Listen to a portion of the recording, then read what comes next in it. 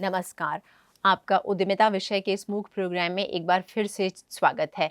आज हम अपनी पिछली चर्चा को आगे बढ़ाते हुए, जिसमें हमने समझा था और चर्चा की थी कि एमएसएमई यानी कि सूक्ष्म, मध्यम और लघु उपक्रम क्या होते हैं, उनका अर्थ क्या होता है, उनकी क्या विशेषताएं होती हैं, उनकी अर्थव्यवस्था में क्या भूमिका होती है, इन सब विषय पे हमने चर्चा की थी। तो अपनी चर्चा को आगे बढ़ाते हुए आज हम जो चर्चा करेंगे कि एमएसएमईज़ को यानी कि सूक्ष्म, लघु और मध्यम उपक्रमों को किन किन चुनौतियों का सामना करना पड़ता है। क्या कोई ऐसा व्यवसाय है जिसे चुनौतियों का सामना न करना पड़े? नहीं, ऐसा नहीं हो सकता। तो उसी प्रकार एमएसएमई को भी कई सारी चुनौतियों का सामना करना पड़ता है। तो सबसे पहले इनको जिस चुनौती का सामना करना पड़ता है वह है कम उत्पादकता। अब उत्पादकता किसको बोला जाता है? उत्पादकता का सीधा सा अर्थ है आपने कितना डाला और आपको उसके बदले क्या प्रतिफल मिला। यानी आपने कितने संसाधन उपयोग किए और उसके बदले में आपको कितना उत्पादन मिला या क्या प्रतिफल मिला। तो किसी भी व्यवसाय के अच्छे चलने का एक जो पैमाना होता है वह उसकी उत्पादकता होती है। एमएसएमई की जो सबसे बड़ी चुनौती होती है वह है इनकी कम उत्पादकता। उत्पादकता जिसे अंग्रेजी में प्रोडक्टिविटी भी कहा जाता है। अब चूंकि इनका उत्पादन का स्तर बहुत छोटा होता है, तो कई बार यह बेहतर उत्पादन की तकनीक का इस्तेमाल करने में असक्षम होते हैं या इनके पास उत्पादन की बेहतर तकनीक नहीं होती, जिसके चलते इनका जो उत्पादन है वो बहुत सीमित रह जाता है। और क्योंकि जब यह उत्पादन की बेहतर तकनीक इस्तेमाल नहीं कर पाते हैं, तो इनके लिए बड़े पैमाने पे उत्पादन कर पाना भी संभव नहीं हो पाता। और चूंकि जब इनका उत्पादन का पैमाना कम होता है और तकनीक भी यह उपयोग नहीं करते हैं, तकनीकी विशेषज्ञ भी इनके पास नहीं होते हैं या बहुत कम संख्या में होते हैं, जिसके चलते इनकी उत्पादन की लागत बहुत अधिक आती है। यानी यह निवेश तो करते हैं, लेकिन इनके पास जो है तकनीकी रूप से बहुत असक्षमता होने के कारण या बहुत सीमित संसाधन होने के कारण इनका उत्पादन का पैमाना बड़ा नहीं हो पाता, जिसके चलते उत्पादन की लागत, जिसको कि अंग्रेजी में कॉस्ट ऑफ प्रोडक्शन भी कहा जाता है, वह बहुत बढ़ जाती है, जिसका पूरा प्रभाव इनकी जो अंतिम लागत आती है या वह लागत जिस पे ये ग्राहक को अपने लाभ का एक हिस्सा जोड़कर बेचेंगे, वह बहुत अधिक आ जाती है। अब जब इनकी उत्पादन की लागत अधिक आएगी, तो इसका सीधा सा अर्थ है कि इनकी जो वस्तु की अंतिम कीमत होगी वह भी बहुत ऊपर चली जाएगी, जिसके चलते कभी कभार इनकी वस्तुएं थोड़ी महंगी होती हैं अन्य वस्तुओं के मुकाबले, विशेषकर ऐसे उत्पादकों की तुलना में जो बड़े पैमाने पर उत्पादन करते हैं और जिनकी उत्पादन की लागत उनके बड़े पैमाने के कारण थोड़ी कम आती है। तो यहाँ पर तकनीकी का इस्तेमाल न हो पाना या सीमित होना इनकी उत्पादकता को थोड़ा सा कम कर देता है, जिसके चलते इनको कई बार थोड़ा अपनी वस्तुओं की कीमत के साथ जो है संघर्ष करना पड़ता है। इसके साथ चूंकि इनको चलाने वाले लोग पेशेवर नहीं होते, इसीलिए इनमें पेशेवारिता की कमी होती है, जिसे अंग्रेजी में प्रोफेशनलिज्म कहा जाता है। इन्हें बनाने वाले और चलाने वाला सामान्यतः एक ही व्यक्ति होता है। तो आप समझ सकते हैं कि जब एक व्यक्ति द्वारा निर्णय लिया जाता है या एक ही व्यक्ति को सारे काम व्यवसाय के देखने होते हैं, अपने मजदूरों पे भी ध्यान देना है, निर्णय भी लेना है, सामग्री का भी ध्यान रखना है, ग्राहकों से भी संपर्क साधना है, बहुत सारा मूल भाव भी करना है और लगातार रूप से सक्रिय बने रहना है। तो जब किसी एक व्यक्ति के द्वारा ये सारे काम किए जाते हैं और वह व्यक्ति जो पेशेवर ना हो, तो कहीं न कहीं इनको इसके चलते प्रबंधन करने में कठिनाई आती है और इसका प्रभाव इनके पूरे व्यवसाय पर काफ़ी सक्रिय रूप से पड़ता है। अगर यह पेशेवरों की नियुक्ति कर लें, तो कहीं न कहीं इनका प्रबंधन और अधिक बेहतर होने की संभावना बन पाती है, जो कि इसमें एक कमी है कि इसमें पेशेवरों द्वारा व्यवसाय का प्रबंधन नहीं किया जाता। अब यह तकनीकी रूप से कम विकसित होते हैं। इनके द्वारा जो तकनीक इस्तेमाल की जाती है वह बहुत उन्नत नहीं होती, या अंग्रेजी में जिसे कहा जाए कि टेक्नोलॉजी इनके द्वारा जो उपयोग की जाती है वह बहुत नवीनतम या लेटेस्ट नहीं होती। और मैंने आपको जैसा कि शुरुआत में भी बताया था इनकी विशेषताओं में कि इनके द्वारा उपयोग की जा रही जो तकनीक होती है वह भी बहुत ज़्यादा एडवांस नहीं होती, जिसके चलते इनमें प्रतियोगिता करने की क्षमता थोड़ी सी कम होती है बड़े उत्पादकों के मुकाबले। तकनीकी को अगर यह विकसित कर लें, यहाँ उन्नत तकनीक का अगर ये इस्तेमाल कर लें अपने व्यवसाय में, तो इसका बहुत सारा लाभ इनको प्राप्त हो सकता है। अगली जो इनकी एक बहुत बड़ी चुनौती है, वह है, मैंने आपको बताया था विशेषताओं में कि उत्पादन की 2 तकनीकें होती हैं। एक होती है श्रम आधारित उत्पादन तकनीक, एक होती है पूंजी आधारित उत्पादन तकनीक। श्रम आधारित उत्पादन तकनीक यानी ऐसी उत्पादन की तकनीक जिसमें मानवों का अधिक उपयोग किया जाता है, मानव संसाधन का अधिक उपयोग किया जाता है, जिसमें लोगों को अधिक काम पे रखा जाता है, न कि मशीनों का उपयोग किया जाए। लेकिन पूंजी आधारित तकनीकों में मशीनों का अधिक उपयोग होता है और लोगों का उपयोग कम होता है। अगर लेकिन किसी को उत्पादन ज़्यादा चाहिए तो उसे श्रम आधारित उत्पादन तकनीक पे अधिक निर्भर रहना पड़ता है। लेकिन क्योंकि यह पूंजी आधारित तकनीकों का इस्तेमाल थोड़ा कम करते हैं, या ये कहा जा सकता है कि इनके द्वारा श्रम आधारित उत्पादन तकनीकें अधिक उपयोग में लाई जाती हैं, जिसके चलते बहुत तेज़ी से उत्पादन बढ़ाना इनके लिए संभव नहीं हो पाता। इनकी उत्पादन की गति भी थोड़ी धीमी हो जाती है इसके चलते, और एक बड़ी मात्रा में उत्पादन कर पाना इनके लिए थोड़ा सा कठिन होता है, जिसके चलते कई बार इनकी पूर्ति प्रभावित हो सकती है। यहाँ ये बड़े प्रतियोगियों से या बड़े उपक्रमों से बहुत मुकाबला कर पाने में थोड़े से असक्षम हो जाते हैं। यहीं अगर यह दोनों तकनीकों का मिश्रण करके उपयोग करें, पूंजी आधारित और श्रम आधारित तकनीकों का अगर यह बराबर रूप से उपयोग करें, तो इसका फायदा इनके व्यवसाय को बहुत अधिक मिल सकता है। दूसरी इनकी जो एक बड़ी चुनौती है, वह है, जैसा मैंने आपको विशेषता में बताया था, कि इनका संचालन का स्थान जो होता है वह स्थानीय होता है, लोकल होता है। हालांकि यह देश के निर्यात में बहुत बड़ा जो रोल प्ले करते हैं या बहुत बड़ी भूमिका अदा करते हैं, वह तो है ही है, लेकिन इनके द्वारा जो अपने उत्पादों को दूर दराज के इलाकों तक पहुंचाने की जो संभावना होती है, वह थोड़ी सी कम होती है, क्योंकि कई उपक्रम जो निर्यात में लगे हैं उनके लिए तो ठीक है, सरकारी प्रोत्साहन उठा के या उसका फ़ायदा उठा के वह अपने उत्पादों को निर्यात कर पाते हैं। लेकिन जो नहीं इसमें निर्यात की प्रक्रिया में लगे होते हैं, उनको अपनी वस्तुओं को दूर दराज के इलाकों तक पहुंच पाना या पहुंचाना थोड़ा सा कठिन होता है, जिसके चलते इनके ग्राहक जो होते हैं वह केवल स्थानीय बनकर रह जाते हैं।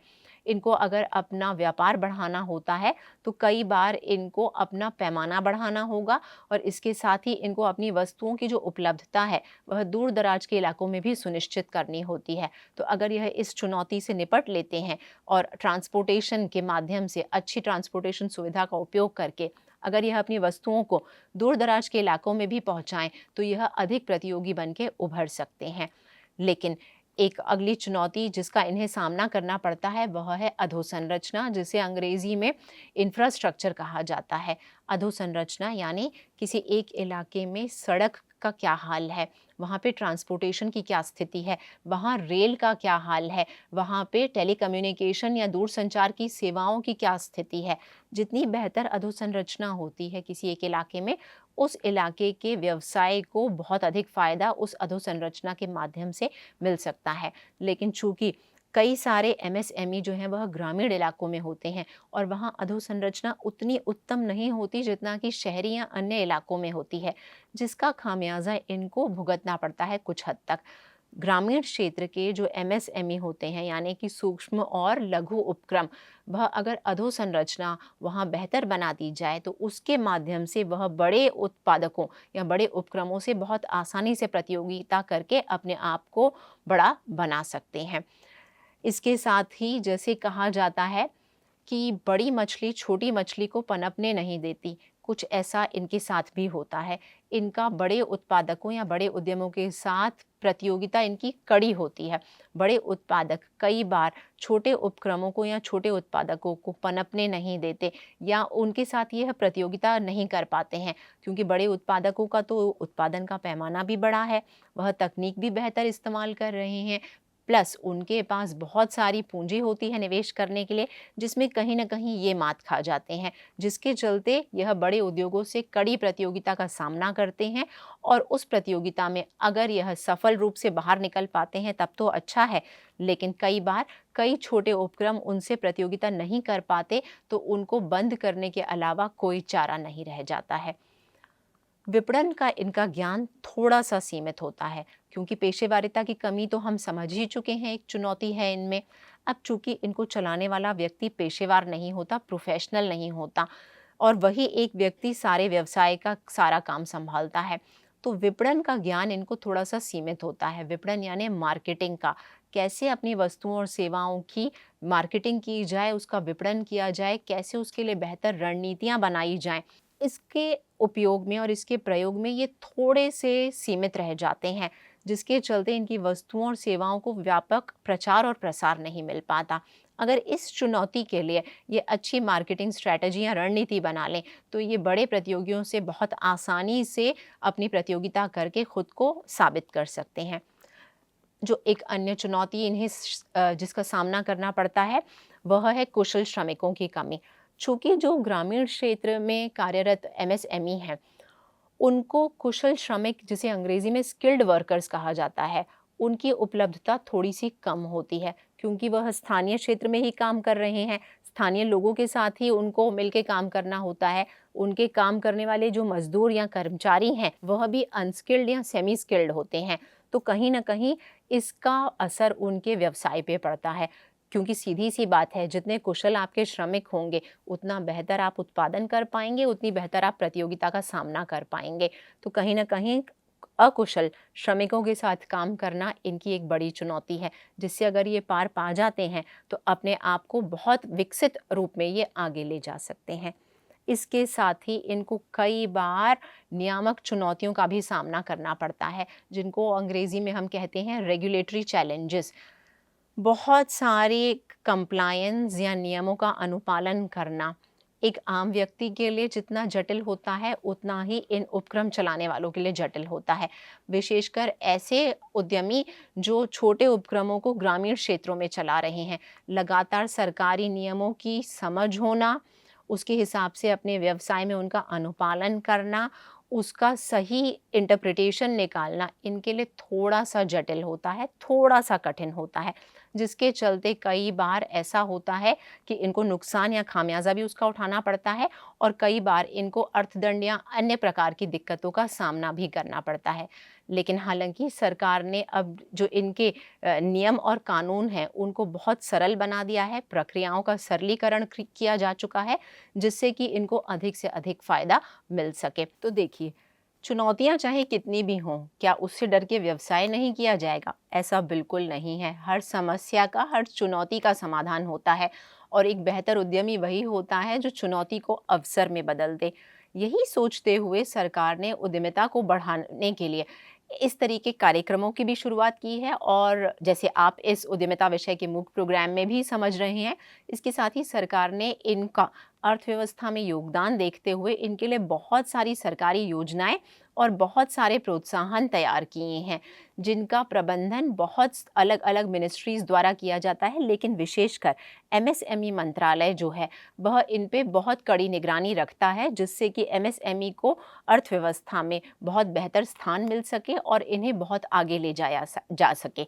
इसके अलावा सरकार द्वारा इन्हें कई तरीके के प्रोत्साहन दिए जाते हैं, जिसमें वित्तीय सहायता के साथ-साथ खरीद नीतियों को लेकर इनकी जो क्षमता निर्माण है, जिसे कैपेसिटी बिल्डिंग भी कहा जाता है, उस पर भी सरकार द्वारा प्रोत्साहन दिए जाते हैं, और बाज़ार एकीकरण भी उस ही एक योजना या प्रोत्साहन में शामिल है।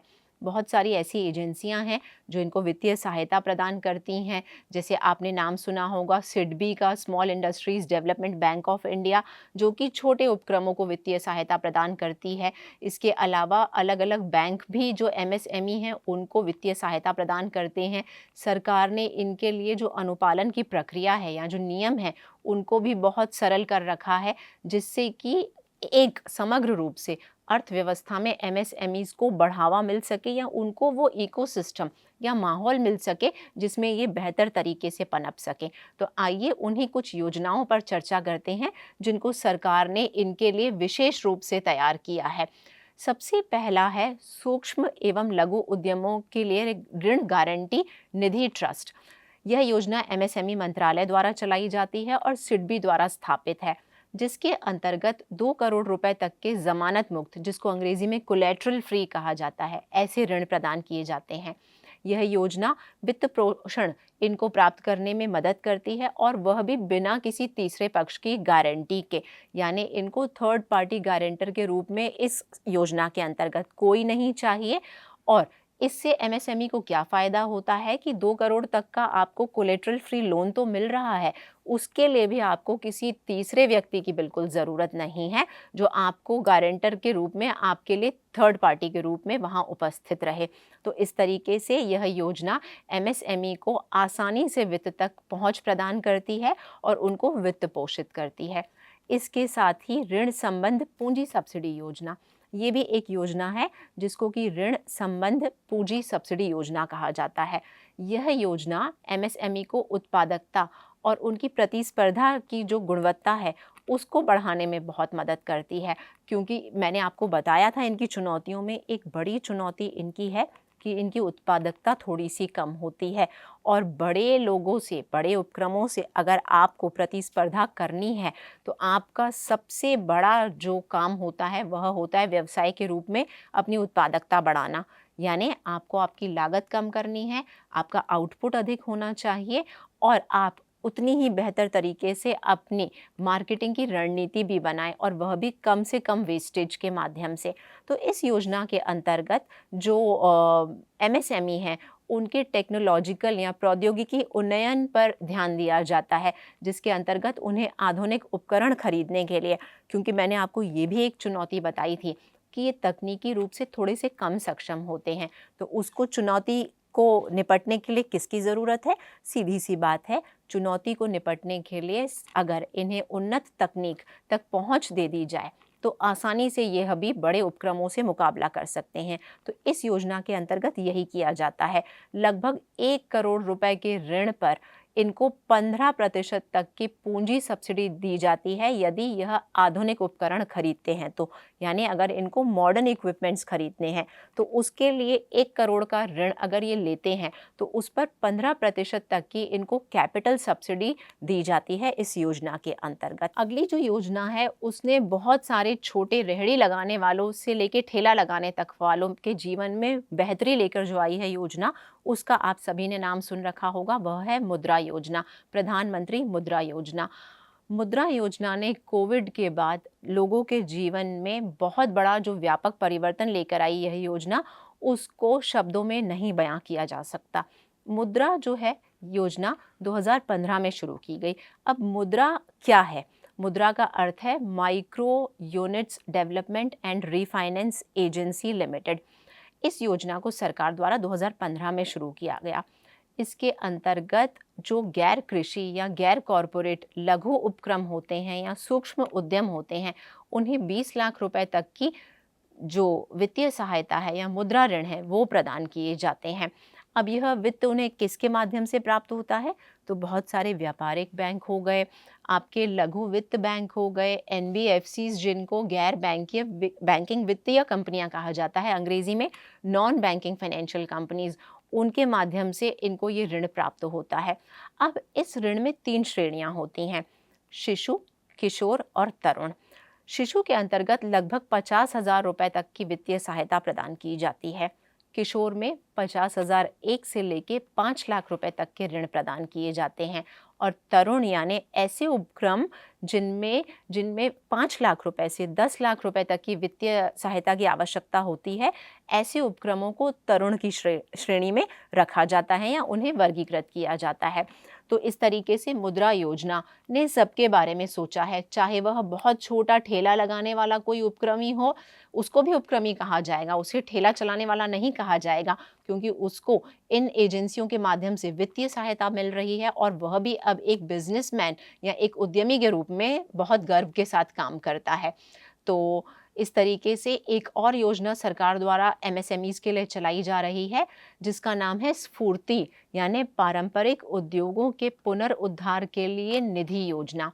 इसे 2005-06 में लाया गया और 2015-16 में इसको एक नया स्वरूप प्रदान किया गया। इसका प्रभाव, जिसके माध्यम से इसका प्रभाव और पहुंच जो है वह बहुत अधिक बढ़ सके, और वो हुई भी। स्फूर्ति का जो सबसे प्रारंभिक उद्देश्य है या इसका जो प्राथमिक उद्देश्य है, प्राइमरी ऑब्जेक्टिव है, वह है कारीगरों को और पारंपरिक उद्योगों को, जिनको कि हम ट्रेडिशनल एंटरप्राइजेस बोलते हैं, उनको समूहों में संगठित करना, यानी ग्रुप्स में उनको ऑर्गेनाइज करना, ताकि वो एक समूह के रूप में बेहतर रूप से काम कर सकें और उनकी जो प्रतिस्पर्धा की शक्ति है वह भी बेहतर हो सके। अब जब वह समूह के रूप में काम करेंगे तो सीधी सी बात है, एक दूसरे से जुड़ेंगे, बेहतर काम कर पाएंगे टीम के रूप में, और इसके साथ ही बहुत सारे लोगों को रोजगार भी प्राप्त हो, यह भी इस योजना का एक मुख्य उद्देश्य है। और इन सब का परिणाम क्या होगा? जब टीम के रूप में काम करेंगे, रोजगार मिलेगा लोगों को, समूह के रूप में वो काम कर रहे हैं, तो उनके उत्पादों की जो बाजार क्षमता है, मार्केट कैपेसिटी है, वह बहुत बेहतर बन जाती है। तो इसीलिए योजना का नाम ही स्फूर्ति है, कि जो पारंपरिक उद्योग हैं उनको एक नई स्फूर्ति प्रदान की जा सके। इसके साथ ही एक और योजना जो इनके लिए विशेष रूप से चलाई जा रही है, वह है सूक्ष्म एवं लघु उद्यमों के लिए सार्वजनिक खरीद नीति। भारत सरकार के एमएसएमई मंत्रालय ने 2012 में इनकी सार्वजनिक खरीद नीति की अधिसूची जारी की, जिसके अनुसार जो सरकार के केंद्रीय मंत्रालय हैं, विभाग हैं या केंद्रीय सार्वजनिक क्षेत्र के उपक्रम हैं, जिनको सीपीएसई कहा जाता है, सीपीएसई यानी सेंट्रली जो मैनेज्ड इंस्टीट्यूशंस हैं, उनके द्वारा जो वार्षिक खरीदी जो भी की जाएगी उसका 25% एमएसएमई से ही होना चाहिए। यानी इस 25% में सरकार ने और श्रेणीकृत इसको किया है। 4% या 4% जो है वह अनुसूचित जाति या अनुसूचित जनजाति के स्वामित्व वाले एमएसएमई से खरीदी होनी चाहिए। 3% जो है वह महिला उद्यमियों के लिए आरक्षित है। इस तरीके से सरकार ने जो सेंट्रली ओरिएंटेड इंस्टीट्यूशंस हैं उनकी खरीदी का 25% एमएसएमई से ही हो, इस बात पर इस योजना के अंतर्गत ध्यान दिया गया है सरकार द्वारा, या उस पे सरकार का फोकस है। और इसमें भी जो लगभग 358 आइटम हैं उनकी तो विशेष रूप से एमएसएमई से ही खरीदी आरक्षित है, यानी उनको अगर खरीदा जाना है तो वह एमएसएमई के माध्यम से ही प्रोक्योर किए जाएंगे या खरीदे जाएंगे। अब एक और जो योजना है उसके बारे में आपने ज़रूर सुन रखा होगा, उसका नाम है उद्यम पोर्टल, उद्यम रजिस्ट्रेशन पोर्टल। यह भारत सरकार के एमएसएमई मंत्रालय द्वारा स्थापित एक ऑनलाइन पोर्टल है, जिसमें एमएसएमई बिना किसी परेशानी के अपने विषय में स्वघोषणा कर सकते हैं, डिक्लेरेशन कर सकते हैं कि हाँ, हम एमएसएमई की श्रेणी में आते हैं, और इसके साथ ही वह अपना पंजीकरण भी इस उद्यम पोर्टल के माध्यम से बहुत आसानी से करा सकते हैं। यानी जो रजिस्ट्रेशन या पंजीकरण की उनकी समस्या थी, वह इस ऑनलाइन पोर्टल के माध्यम से तो बेहद आसानी से अब की जा सकती है। कोई भी सरकारी योजना का उन्हें फ़ायदा उठाना हो, चाहे आपको सब्सिडी लेनी हो, सरकारी योजना के अंतर्गत आपको ऋण लेना हो या कोई और लाभ उठाना हो, आप एक बार अपना उद्यम पोर्टल पे रजिस्ट्रेशन करा लीजिए एमएसएमई के रूप में, आपके सारे झंझट खत्म। आप किसी भी सरकारी योजना का फ़ायदा जो एमएसएमई के लिए विशेषकर है उसको आसानी से उठाइए और अपने व्यवसाय को आगे बढ़ाइए। तो इस तरीके से हम देख रहे हैं कि सरकार ने जो डिजिटल इंडिया क्रांति थी उसको एमएसएमई से भी किस प्रकार जोड़ा है, क्योंकि जब सारी चीज़ें, और आज हम जानते हैं स्मार्टफोन तो सभी के पास है, स्मार्टफोन के माध्यम से आप आसानी से उद्यम पोर्टल पे अपना रजिस्ट्रेशन कीजिए और आराम से अपने व्यवसाय को बढ़ाइए। तो है ना कितनी बढ़िया सारी योजनाएं जिनके माध्यम से आप बहुत बेहतर तरीके से अपना एमएसएमई उपक्रम चालू कर सकते हैं। इसके अलावा सरकार ने बहुत सारी अन्य पहल भी इनके लिए कर रखी हैं, जैसे एक विशिष्ट मंत्रालय विशेष रूप से इनके लिए डेडिकेटेड है, जिसको एमएसएमई मिनिस्ट्री कहा जाता है, एमएसएमई मंत्रालय कहा जाता है, जो कि सिर्फ इन्हीं को ध्यान में रखने के लिए स्थापित किया गया है। अब इसके अलावा सरकार इसमें जो लगे हैं लोग, काम करने वाले जो उद्यमी हैं, उनका कौशल विकास हो सके, इसके लिए भी सरकार ने कई सारे उद्यमिता और कौशल विकास कार्यक्रम चला रखे हैं। आप वहाँ जाइए, उन कार्यक्रमों का हिस्सा बनिए और आप अपने कौशल को निखारिए, जिससे आप अपने व्यवसाय को नए आयाम प्रदान कर सकें। इसके अलावा सरकार इन्हें करों में भी राहत देती है, सस्ते ऋण भी इनके लिए उपलब्ध कराती है, और ऐसी बहुत सारी योजनाएं या बहुत सारे प्रोत्साहन हैं जो सरकार ने एमएसएमई के लिए विशेष रूप से बनाए हैं। तो आपने अभी तक इस पूरी चर्चा में सुना कि एक एमएसएमई को क्या-क्या चुनौतियों का सामना करना पड़ता है, लेकिन चुनौतियों को अवसर में बदलने के लिए सरकार ने उनके लिए कई सारी योजनाएं चालू कर रखी हैं। उन्हें कई तरीके के प्रोत्साहन दिए जाते हैं। इन योजनाओं को इसीलिए ही बनाया गया है कि सरकार भी इनके महत्व को समझती है कि ये देश में अर्थव्यवस्था में क्या भूमिका रखते हैं। चाहे वह निर्यात संवर्धन की बात हो, चाहे उद्यमिता बढ़ाने की बात हो, चाहे वह रोजगार बढ़ाने की बात हो, रोजगार सृजन की बात हो, यहाँ क्षेत्रीय असंतुलन को कम करने की बात हो, इनकी भूमिका को किसी भी चरण पे नकारा नहीं जा सकता। और यही कारण है सरकार इनके लिए लगातार नित नई योजनाएं लेकर आती है, जिससे कि यह आसानी से काम कर सके और देश के विकास में अपना योगदान इसी तरीके से जारी रख सकें, बल्कि और बढ़ा सकें। तो उद्यमिता विषय के इस मूक प्रोग्राम में आपने आज एमएसएमई पे इस चर्चा में बहुत कुछ सीखा, और मैं मान के चलती हूँ कि आप अब एक एमएसएमई क्या होता है इसको समझने में सक्षम हो चुके होंगे। या मैं ये भी मान सकती हूँ कि आप में से बहुतों के दिमाग में क्या खोलना है, एक एमएसएमई में से माइक्रो एंटरप्राइज खोलना है या छोटा उपक्रम खोलना है, ये भी बात आपको स्पष्ट रूप से समझ में आ चुकी होगी। और कौन सी योजना का आप फ़ायदा उठा सकते हैं, ये भी आपको बहुत स्पष्ट हो गया होगा। तो आज अपनी चर्चा को यहीं विराम देते हुए अब मैं आपसे विदा लेना चाहूँगी। अन्य सत्र में हम एक नए विषय के साथ फिर मिलेंगे। तब तक के लिए आप सभी का बहुत बहुत धन्यवाद।